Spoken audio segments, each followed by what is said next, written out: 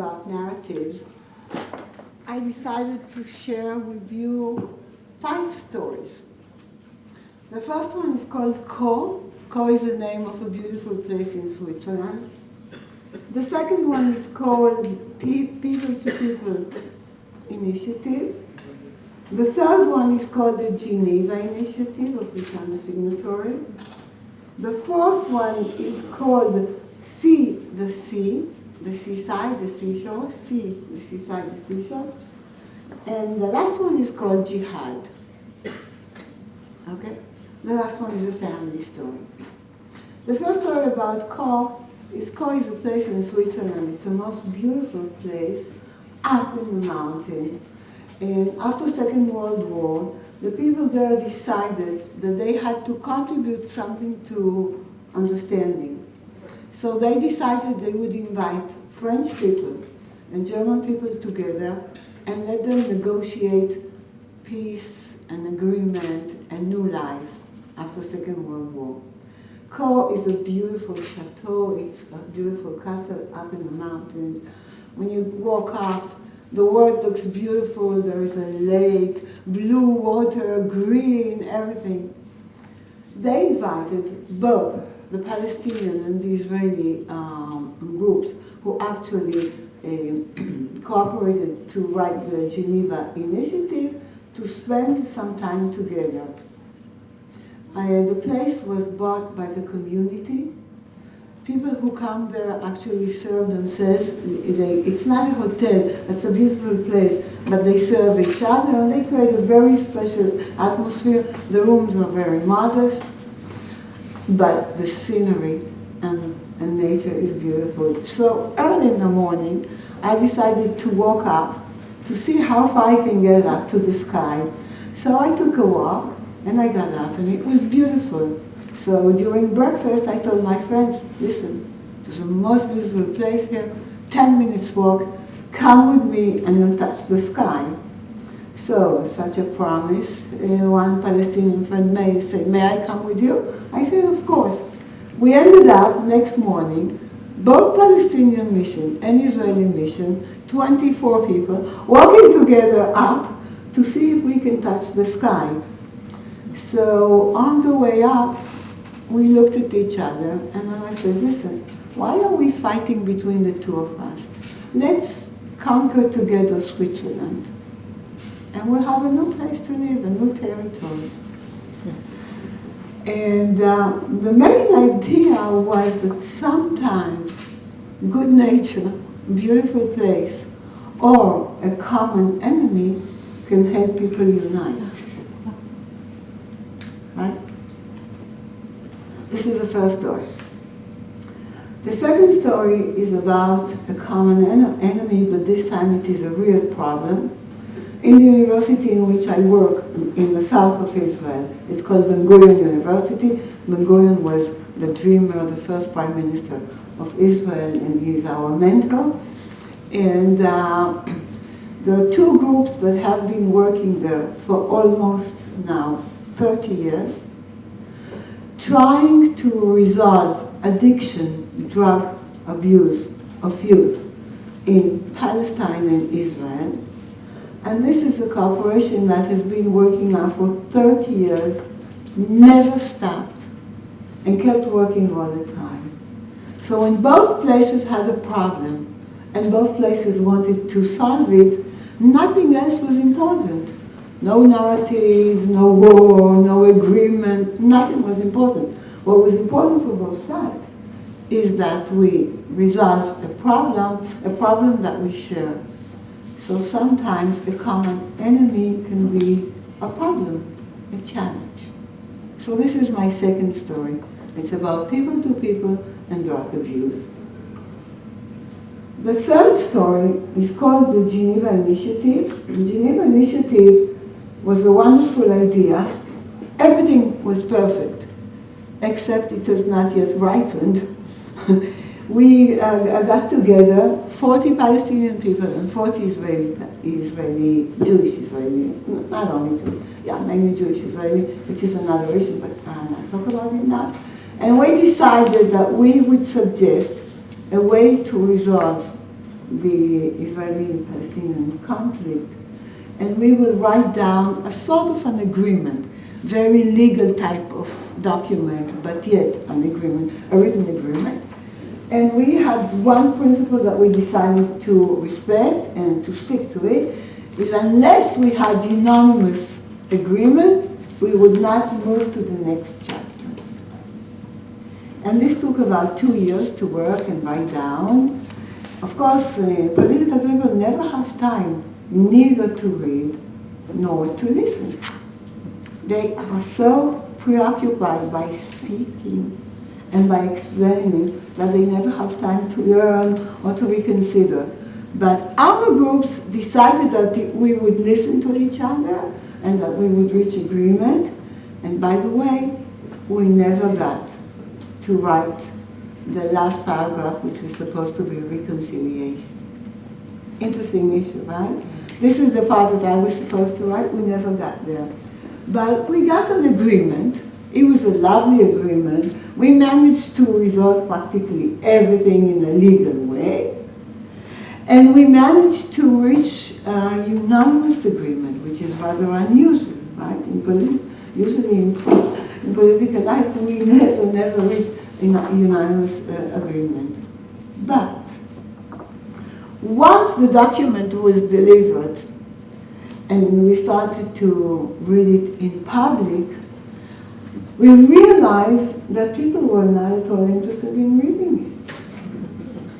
I went to 117 Israeli schools, both Arabic and Jewish. In Israel, unfortunately, our educational system is very segregated, and we have separate Arabic-speaking schools and separate Jewish Hebrew-speaking schools, and they never mix, they never get together.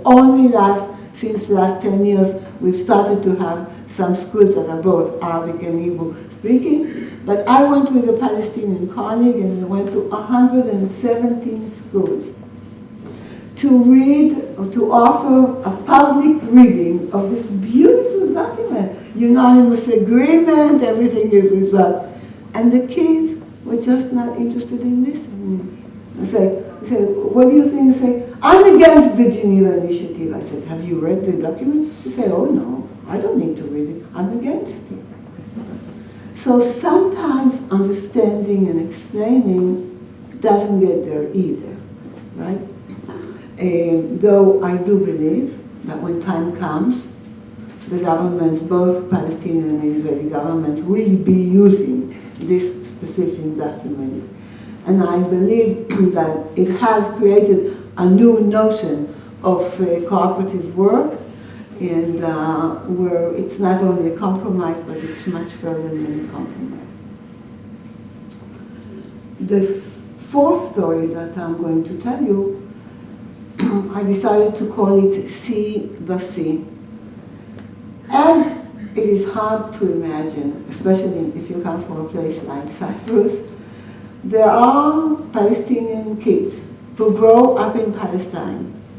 They are 35 minutes drive from the seashore, and they have never seen it, never touched the water, never been there.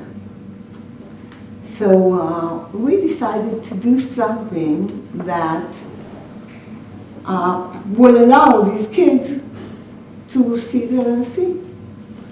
So we arranged for what we call summer activity, where we bring very young Palestinian kids from the age of 5 to the age of 15. We take them to Israel for a day, a wonderland day. We take them to Tel Aviv, we take them to Jaffa, we take them to Jerusalem and Quds, and we take them to see the sea and and swim for a while. Most of them don't know how to swim, but they walk into the sea and enjoy the water. And the idea was that if you don't have a shared enemy, maybe you should have a shared experience. So at least when these kids grow up, they will know that someone in Israel, the occupier, the oppressor, the other country that they are in conflict with, wanted them to experience something that political reality would not allow them to experience. Now, Israeli volunteers pay. Either they give money or they come with their own cars. We have to fight the authorities in order to get permission, blah, blah, blah, blah, blah, blah, blah, blah, blah. We go to most of the places about which we disagree, Jaffa, Tel Aviv, Al-Quds, Jerusalem, but then we share the sea, and the sea is open, the sea is everybody's. So we don't touch the narratives, though we do go to the places, yeah? But we do have a shared experience. So a shared narrative, which is not a problem, but rather an experience. The fifth story is a family story. It's a family story that runs between my husband and myself. My husband is he's a physician, he's a surgeon, a vascular surgeon, and he's head of an association called Physicians for Human Rights. And Physicians for Human Rights in Israel make sure that people who do not get medical treatment from the government will be getting it from volunteers. So they actually offer medical treatment to prisoners in prison, to Palestinian people, to refugees, to whoever does not get medical treatment from Israeli government. They make sure that they do get some kind of agreement. So my husband practically every second week goes to the territories, to the Palestinians. They come with a mobile clinic, offer free medical treatment, free everything, okay, free medication, everything. And if they're in special cases, they would bring them to Israel and treat them in Israeli hospitals. At one moment, my husband speaks very little Arabic, practically none, just a very practical Arabic so that he can talk to the patient, but he's always talking to the patient through a translator. At one point, there were a young man was badly wounded in Gaza, and they tried to operate on him in surgery, and he was deteriorating. So they called the Israeli hospital and asked to bring this young boy to Israel. He was under threat of amputation, and my husband was trying to avoid the amputation and see if he could help him. So we needed blood transplant. We needed to give him transfusion, some blood. And there is a procedure that says that in spite of everything that you know about the patient who's going to get the blood, you need to ask the person for his first name and for his last name to make sure that actually it is the right person who's getting the blood. So my husband is looking at him and he says, "What's your name?" And the guy says, "Jihad." And the guy's got big, dark eyes. He's suffering. He's going through hell. So my husband says, "Well, very nice, I understand Jihad, but what is your name?" And the guy says, "Jihad." So the nurse next to my husband says, "Oh, this Palestinian. We're trying to help him, and all he has in mind is jihad, jihad." For those who don't know, the common translation of jihad is saint war against. Holy war. Huh?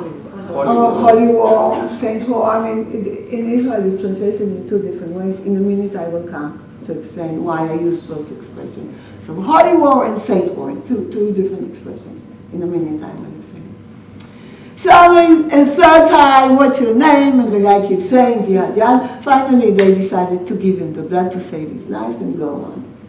And the surgery was long, the operation took almost 12 hours.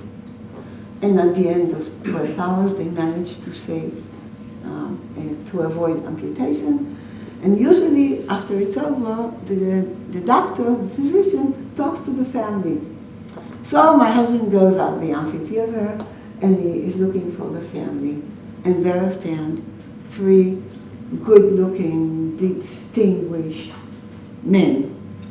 And one of them says, "Hi, nice to meet you." It turns out the father of this young man is a physician himself. He's a surgeon himself. And the two brothers, one of them is a physician and the other one is a lawyer. And they said, well, we came to thank you. We heard that you managed to save his leg, and we are very, very grateful to you. And so my husband says, well, you're a wonderful family. I should tell you that I acknowledge the courage of Ahmad, because my husband was sure that this guy's name was Ahmed. And but he just wanted to make sure. So his father looks at my husband and he says, Dr. Walden, very nice speaking to you. One little thing I would like to tell you. My name is Ahmed. My son's name is Jihad. Now, had my husband had the experience that I had, working with young children in youth in both Palestine and Israel, you would know that Jihad could be both a man's name and a woman's name. It's a common name, both for men and women. And it doesn't mean anything but, like people would call people hope, call people liberty, give people many names that are, in our narrative, very significant, but in everyday life, just regular names. So my husband wrote the story in the paper. Our daughter is a columnist. She writes a weekly column in the newspaper. It's very popular, very successful. So she wanted to take my husband's stories and make it into a column. It was what we call Independence Day, what other people call the Nakba Day. I mean, it's a very heavy time in Israel. She decided to tell the jihad story. So she, as a journalist and as a columnist, decided that she had to do some research. And she doesn't know any Arabic. I mean, I speak, my husband speaks very little, almost no Arabic, and my daughter doesn't know anything. So she says, Mom, we need to search a little bit jihad. I said, yeah, you do it, you go and you find out what holy war actually means. So she went and did some research. And it turns out that jihad has two totally different meanings. The one that political life and journalists and all over in shared narrative people talk about is holy war against, and it's a very has a very heavy meaning. But the second meaning of jihad is something very spiritual and beautiful. It is the everyday battle, the everyday war that each one of us has insight to overcome our shortages, our problems, So jihad has a very political meaning, holy war, misinterpreted in the wide public, but has a very deep humanitarian meaning of an internal, what we call saint war, in the sense that it's actually looking inside. So one word, three different words, and ignorance let people interpret it the way they want. If you're a nurse working in a theater and you think that this is a Palestinian boy and that he is only interested in hatred and in destroying Israel, you would think that he is using jihad to mean jihad in the political meaning.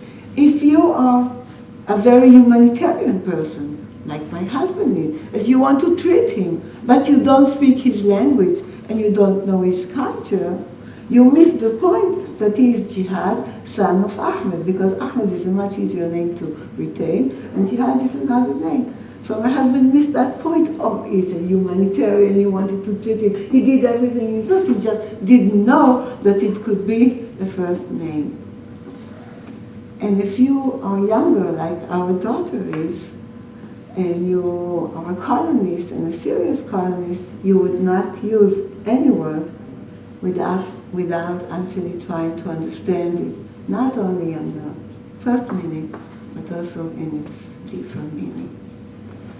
So I gave you 5 different stories Each one of them could be interpreted as a narrative, and each one of them could be interpreted as a way to reach peace.